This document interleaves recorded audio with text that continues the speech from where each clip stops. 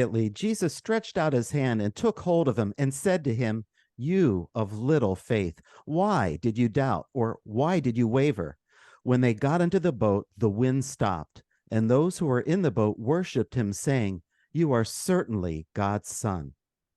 Not only, not only did Jesus rescue Peter, but the wind stopped altogether. I mean, you have this seeming immediate paradigm shift of circumstances. Everything's different. And what is this? This is Jesus showing the power of God's Spirit within him. This is Jesus showing what he had been continually showing to them throughout his ministry, with the miracles, with the feeding of the 5,000, with all of the things they had seen. This was just another way to see Jesus able to wield God's Spirit within him. So you've got to ask the question. We were talking about, Julie said, this sounds like magnificent faith, and it does. So why would Jesus say that Peter had little faith when he did what no one else would have dared to do? Why?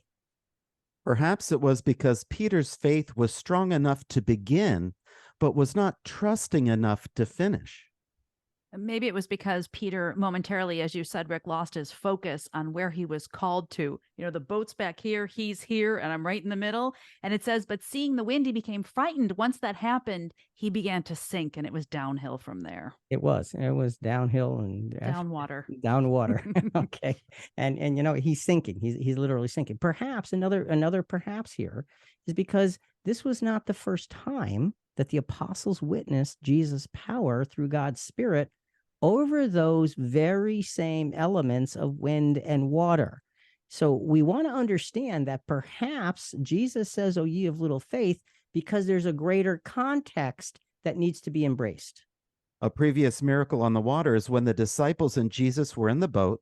There was a storm, and the boat was covered with waves, and Jesus was sleeping.